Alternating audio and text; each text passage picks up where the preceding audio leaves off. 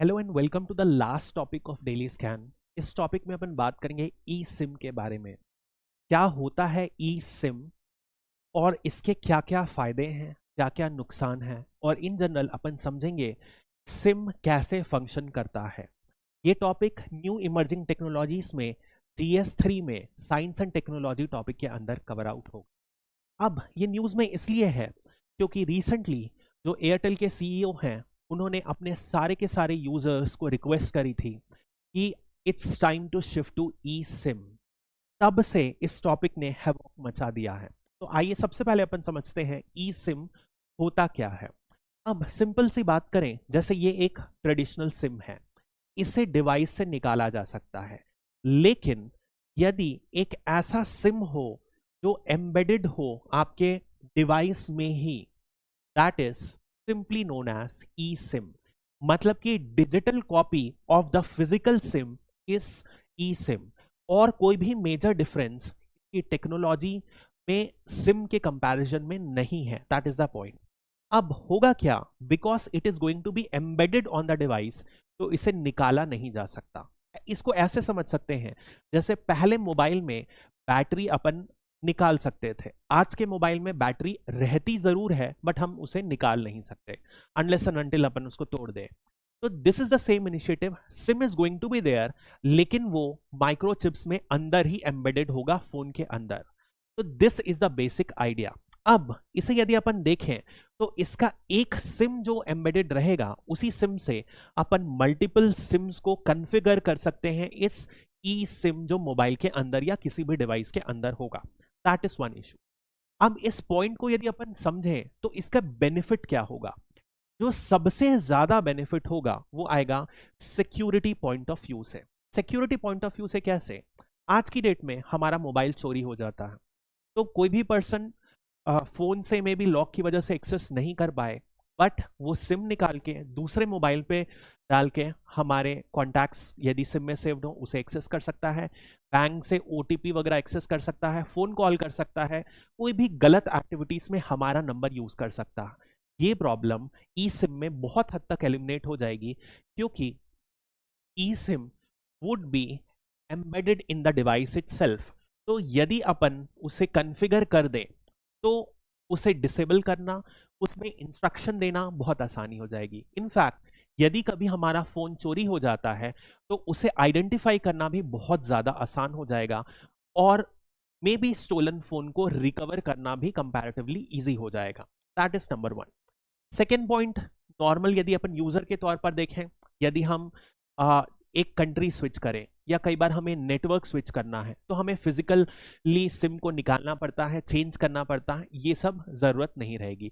मतलब we will be able to configure the new SIM और the new operator in the e SIM which is embedded in our mobile. वो छोटे छोटे SIM को लेके carry करने का झंझट ही खत्म हो जाएगा। इसके बाद यदि अपन देखें, ऑपरेटर को चेंज करना हो तो सिंपल अपन घर बैठे रिक्वेस्ट रेस कर सकते हैं, जो वो इंफॉर्मेशन देंगे उसे कॉन्फ़िगर कर लेंगे, बिना कहीं गए, बिना कहीं किसी को बुलाए अपन कर सकते हैं। इसकी यूटिलिटी कितनी है I don't know, the major impact is security. ये सारे points from the perspective of exam points बढ़ाने के लिए हैं, क्योंकि आप सिंपल से बात समझोगे यार, आजकल ना घर पे डिलीवरी होती है सारे सिम की, एक रिक्वेस्ट रेस करो ये सब हो जाएगा। But these are the positive points which have been highlighted for eSIM. आप घर बैठे कॉन्फ़िगर कर सकोगे अपने ही मोबाइल से, बस एक दो इंस्ट्रक्शन से। मल्टीपल मोबाइल नंबर्स आप चला सकते हो एक ही सिम में, अलग कितने वेरी करेंगे वो टेक्नोलॉजी के ऊपर डिपेंड करेगा, बट एक ही सिम में, जैसे मान लो आज आप इंडिया में हो, कल को आप यूएस में गए, आपने एक नया सिम खरीदने की जरूरत नहीं है, वहीं पर नया सिम एम्बेडेड करा लो, वापस इंडिया आओगे, इंडिया के सिम को कॉन्फ़िगर करा लो, कोई भी सिम स्टोरेज का झंझट नहीं, घूमने का झंझट नहीं। This is the example of convenience and कैसे अपन अननेसेसरी वेस्टेज। अब कंपनी ये भी कह रही है कि wastage in the term of metal लगता है, पेपर लगता है, वो इन्वायरमेंटल वेस्टेज अवॉइड हो जाएगी इतने सिम्स यदि नहीं वेस्ट होते हैं तो। एक मेजर और एडवांटेज जो है वो है कंपनी के पर्सपेक्टिव से, मोबाइल बनाने वाली कंपनीज, मोबाइल मैन्युफैक्चरर्स, उनका एक स्लॉट कम हो गया, एक स्पेस कम हो गई। इसका डायरेक्ट मतलब है कि ये स्पेस को उन लोग अदर चीजें, रैम बढ़ाने के लिए, स्टोरेज बढ़ाने के लिए, या कुछ नए फीचर्स इनकॉर्पोरेट करने के लिए यूज कर सकते हैं। दिस वुड मतलब मे बी टेक्नोलॉजी को और आगे बढ़ाने में हेल्प कर सकता है। That is the idea. यदि अपन अडॉप्शन देखें तो इंडिया में अडॉप्शन देखा जाए तो जितनी भी टेलीकॉम कंपनीज हैं सारी की सारी आज की डेट में इंडिया में ई सिम ऑफर देती हैं। इसके बाद भी इसका अडॉप्शन रेट बहुत ज्यादा कम है। रीजन इज ये बहुत लिमिटेड हैंडसेट्स के साथ अडेप्टेबल हैं। अभी की डेट में कुछ आईफोन जो 14 में शायद अडेप्टेबल है, गूगल पिक्सल सीरीज में अडॉप्टेबल है, और जो सस्ते फोन हैं उसमें ये है ही नहीं फीचर एनेबल्ड। इस वजह से एक बड़ी chunk of population already eliminate हो गई जो इस टेक्नोलॉजी को यूज करे। यदि अपन बिजनेस या टेलीकम्युनिकेशन के सेंस से देखें तो उनके क्या मानना है कि ये कैसे एडवांटेज देगा। This is the reason, these are the reasons जो एयरटेल के सीईओ ने इनको बोला था। सबसे पहले उनके लिए कॉस्ट सेविंग होगी। जैसे मैंने अभी बताया घर पर डिलीवरी हो जाती है सिम के, लेकिन आप एयरटेल या जियो के सेंस से सोचोगे तो उन्हें उसके लिए कॉस्ट लगी, एक सिम बनाना, पूरा के पूरा जो टेक लगी उसमें एंड फाइनली फिर उसे एक डिलीवरी बॉय की तरफ से पहुंचाना। This is cost for the company. इस कॉस्ट को एलिमिनेट किया जा सकता है यदि सिम एम्बेडेड हो डिवाइस में, तो that is the first advantage. दूसरा एडवांटेज यदि आप सोचोगे, यदि कभी भी अपडेट करना हुआ तो क्या होगा, इनके पास डायरेक्ट अपॉर्चुनिटी रहेगा कि वायरलेसली अपडेट कर सके, which is limited in the physical SIM. Technology upgradation, कोई भी कुछ भी अपडेट करना है, इसमें ई सिम का एडवांटेज होगा। इंटरनेट ऑफ थिंग्स मतलब कि फिजिकल डिवाइसेस को जब यदि अपन लिंक करें टेलीकम्युनिकेशन से, सिम की मदद से, नेटवर्क से, इसमें बहुत इंपॉर्टेंट आएगा। अब आज के जमाने में रिंग का फैशन आ रहा है, स्मार्ट रिंग्स, वॉचेस है। इन छोटे छोटे डिवाइसेस में सिम लगाना प्रॉब्लमैटिक है। रिंग में सोचो कैसे लगेगी, स्मार्ट रिंग में यदि एम्बेडेड रहेगा तो हो सकता है अपन रिंग में भी सिम लगा दें, कितना आसान हो जाएगा। इनके सेंस से सोचो, सब के सब कनेक्टिविटी दे सकेंगे, आपकी रिंग भी आपको एक इंडिपेंडेंट कनेक्टिविटी दे सकेगी। That is another advantage. और तौर पर यदि आप देखोगे तो सिक्योरिटी अपन ऑलरेडी बात कर चुके हैं, ज्यादा सिक्योर होगा। यदि अपन बात करें तो कंपनीज क्या करती हैं, बल्क मात्रा में अपने एम्प्लॉइज को सिम देती हैं। बहुत बार ऐसा होता है, अभी रिसेंटली गवर्नमेंट ने कुछ रेगुलेशंस को मॉडिफाई किया है बल्क सिम खरीदने के लिए, ज्यादा स्ट्रिक्टर बनाया है। तो क्लोन करना डिफिकल्ट हो जाएगा ई सिम के कंडीशन में। मतलब कि security point of view is the biggest factor when it comes to eSIM. एक बात अपन ऑलरेडी कर चुके हैं कि मैन्युफैक्चरर्स को ज्यादा स्पेस मिलेगी।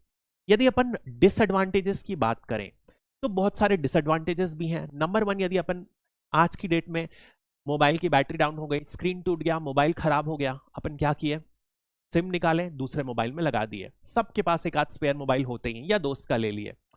क्या ऐसा ई सिम में कर सकते हैं? इंडिया में मैं देख रहा था, जियो का यदि आप ई सिम लेते हो तो मिनिमम से मिनिमम 2 आवर आपको एक्टिवेशन का लगता है, और उसके 24 घंटे बाद तक आपको कोई भी डेटा भेजने में, मैसेज भेजने में इश्यूज आते हैं। ये मैंने रिपोर्ट देखी। मतलब कि ये कन्वीनियंस तो खत्म हो गया। दूसरा पॉइंट, लिमिटेड यूजेबिलिटी इन कंट्रीज विदाउट ई सिम। मान लो मैं यहां से गया रवांडा, अब मेरे सिम में, जैसे आईफोन जो यूएस में आता है 14 सीरीज का, उसमें ई सिम का ही बस यूजेबल है। अब कोई यूएस से अफ्रीकन कंट्री जा रहा है जहां ई सिम का बस ऑप्शन है, नॉर्मल सिम का स्लॉट ही नहीं है मोबाइल में, वो क्या करेगा उस कंट्री में? उसे तो नया मोबाइल लेना पड़ गया। That is the issue. और यदि अपन देखें, प्रीमियम फोन्स अपन बात कर चुके हैं, सिर्फ प्रीमियम फोन्स में होता है, आज की डेट में कोई चार्ज नहीं ले रहे हैं, बहुत ही अच्छी से पोर्टेबिलिटी है। लेकिन फ्यूचर में क्या होगा, कंपनीज के पास मोनोपोली आ गई, टेलीकॉम कंपनीज के पास मोनोपोली आ गई। हो सकता है यदि हम सिम चेंज करने की बात करें, कुछ चार्ज ले ले हमसे, तो this gives an unlimited power to telecommunications. In fact एक रिपोर्ट में यह भी माना जा रहा था कि टेलीकॉम कंपनीज हमारे डेटा को ज्यादा इजीली एक्सेस कर पाएंगी due to the eSIMs. अब इसका हमारी कंट्री में बहुत बड़ा इंपैक्ट पड़ता है, क्योंकि यदि ऐसा कुछ भी डाउट है तो हमारे यहां डेटा प्रोटेक्शन लॉज बहुत ज्यादा लिमिटेड है, इनफैक्ट अभी तक पास ही नहीं हुए हैं।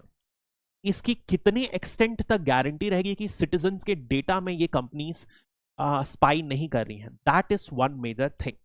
अदरवाइज आप सिंपल सी बात करो, अपन कॉन्फ़िगर करने की भी बात कर रहे हैं, तो क्या एक पर्सन जो लिटरेट नहीं है, डिजिटल लिटरेसी बहुत कम है, वो कॉन्फ़िगर कर पाएगा? बार बार उसके लिए हेडेक हो जाएगा, यार किसी और के पास जाए। तो ये देखते हुए एक बात तो तौर फिक्स की जा सकती है कि ई सिम जो है बेटर सिक्योर है, लेकिन क्या हमें जरूरत है स्विच करने की? That would depend on your own requirements. यदि आप प्राइवेसी को, आप सिक्योरिटी को ज्यादा महत्व देते हो तो maybe eSIM is for you, but आप कन्वीनियंस जैसे कि अदरवाइज देते हो, कभी भी सिम निकाल लेना, फ्रीक्वेंट ट्रैवलर हो या कुछ ऐसे इनएसेसिबल एरियाज जाते हो जहां ये टेक्नोलॉजी नहीं वर्क करेगी, तो transferring to eSIM may not be the right time for you.